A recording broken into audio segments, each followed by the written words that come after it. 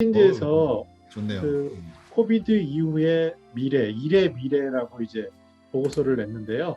네. 전부터 코로나 이후부터 계속 전망하던 것들이고 우리들이 아는 것들이에요. 근데 이제 크게 보면은 이제 원격 근무가 어떻게 변하냐를 보면 코로나 이전 그리고 현재 앞으로 이제 그렇게 보는데 집에서 일하는 게 코로나 이전에는 뭐 없었지만 코로나 이후에 뭐 지금 굉장히 높잖아요. 그러다가 이제 조금 주춤해질 것이다.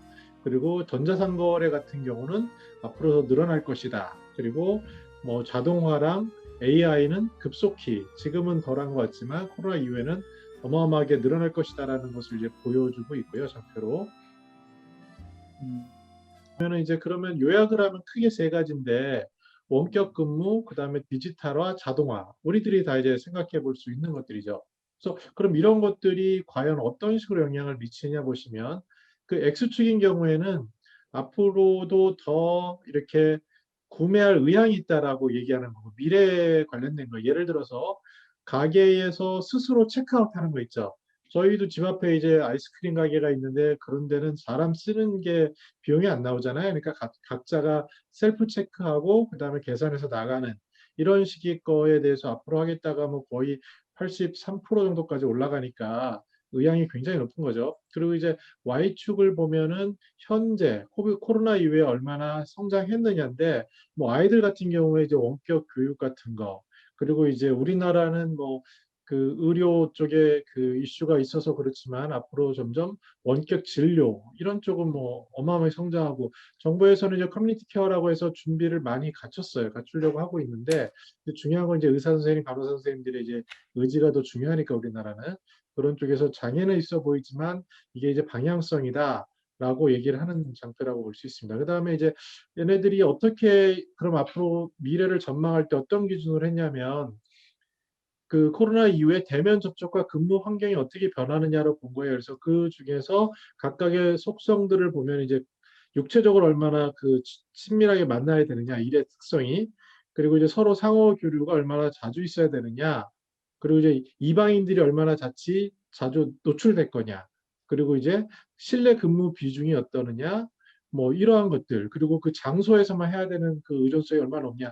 이런 것들로 이제 쭉그 그림을 그려본 거예요. 그랬더니 얘네들이 예측할 때 신체 접촉 강도는 어떤 게 높냐를 보시면 메디컬 케어, 그러니까 의료 케어는 당연히 이거는 만나서 해야 되는 거니까 접촉이 높을 거고 또 퍼스널 케어, 개인 뭐 돌봄 이것도 어쩔 수 없는 부분이고 그리고 그 장소에서만 되는 어떠한 것들, 그 다음에 이제 레저 여행 이런 식으로 이제 쭉 그림을 그려서 줄일 수 있는 부분이 나오겠죠. 그래서 예를 들어서 물품에 대한 뭐 운송 이런 거는 이제 굉장히 많이 줄 수 있고 그 외부에서 뭐 생산하는 것들 그런 것들은 이제 신체 접촉이 적을 거다라고 예측을 한 겁니다. 이게 이제 여행 쪽인데 저 같은 경우도 요새 막 이제 여행 사이트 보기 시작했거든요. 이게 뭐 그럼 코로나 이후에 어떻게 될 거냐? 지금 뭐 40% 이상 더 급감했지만 위에 검은색은 개인 여행이에요. 그래서 이런 레저인데 이쪽은 이제 뭐 다시 원래대로 갈 거고 그런데 그러면 비즈니스 기업들의 경우에는 어떻게 할 거냐? 그래서 당연히 우리들이 예측하지만 옛날에는 뭐 무조건 외국이면 출장을 가셨잖아요. 뭐 조 대표님하고 뭐 노 감사님 워낙에 많이 하셨겠지만 뭐 김 대표님도 그 사업으로 자주 가셨겠지만 이제는 그런 비중이 이게 끝나고 나서는 한 좀 전보다는 줄어들 거다. 지금 우리처럼 줌으로 컨퍼런스도 할 수 있고 해서 한 18% 정도 줄지 않겠느냐라고 얘기를 하는 겁니다. 근데 이제 여기부터 이제 본론인데 그러면 이런 원격 작업 전자상거래 자동화의 추세가 가속화되면 기존에 있었던 사람들의 일자리가 바뀔 거다. 그게 최대 한 25% 정도 이렇게 변할 거다. 특히 이제 미국인 경우에는 한 28% 정도가 일자리가 좀 사라진다라는 얘기로 보셔야 될 것 같아요. 그래서 그러면 전염병 이후에 이전보다 25% 정도는 직업을 전환해야 된다. 이 얘기는 다시 얘기하면 나쁜 얘기로 하면 해고해야 되는 거고요. 다른 얘기로 하면 일자리를 잃는 거고 뭐 새로운 변화가 필요한 사람이 전체 인구의 4분의 1이나 되는 겁니다. 그래서 이게 어떻게 보면 굉장히 심각한 이슈라고 할 수 있죠. 그러면 어디가 일자리가 변하느냐를 보니까 늘어나는 쪽은 당연히 이제 건강 쪽, 아까 접촉이 있어야 되는 부분들이죠. 그런 쪽은 그렇고요. 그다음에 기술적인 것 그리고 네, 웰리스 이런 부분들에서 있고요. 그다음에 건강 쪽하고 STM이라는 용어는 좀 알아두면 좋을 것 같은 게 이게 사이언스, 테크놀로지, 엔지니어링, 매스예요. 그러니까 즉 이공계 쪽은 계속 늘어나는 거예요. 그래서 우리 애들 같은 경우도 실은 이쪽은 앞으로 더 디지털 시대에 맞춰서 더 그렇지 않겠느냐.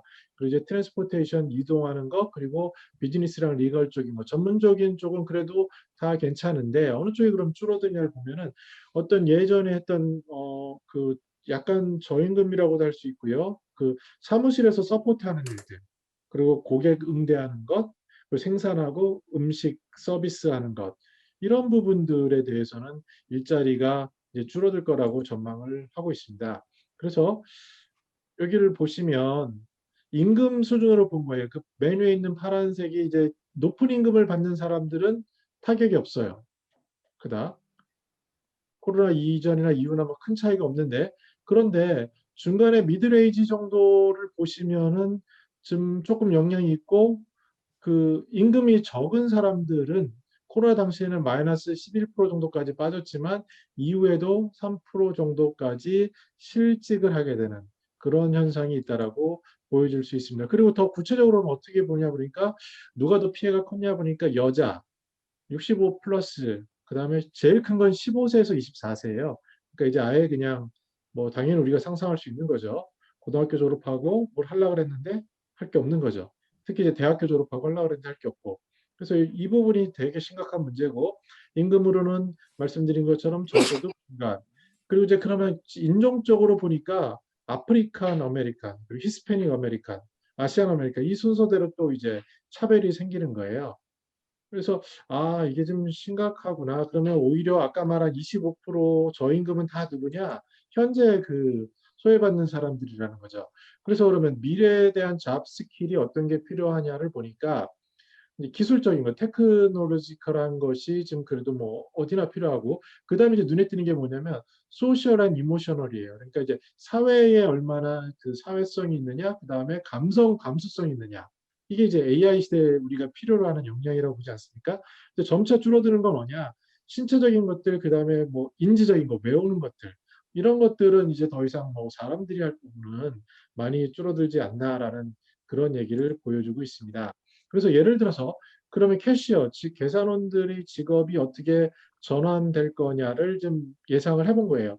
동그라미가 그 일의 적합성인데, 아, 이 사람들 일자리가 한 13%줄 건데 그럼 그 사람들이 어디로 갈 수 있을까 생각해 보니까 운송하는 쪽으로 갈 수 있겠다. 그리고 뭐 세일즈하는 쪽 갈 수 있고, 그다음에 기술적으로도 좀 배워서 갈 수 있지 않을까?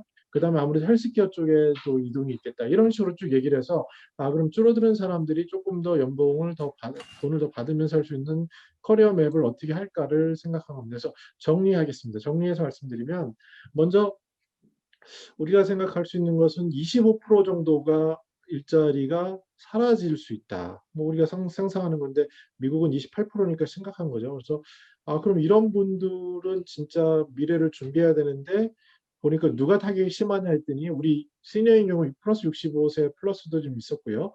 젊은 어린 친구들 15세에서 24세, 그리고 이제 뭐 취약한, 상대적으로 취약한 계층들, 이런 분들이 이제 문제가 되는 거죠. 아까 조 대표님 말씀하신 것처럼 기본소득이라는 게 이게 당면한 과제 아닐까라는 생각이 드는 거예요. 이분들이 어떻게 잡을 이직을 커리어 패스를 걷겠어요.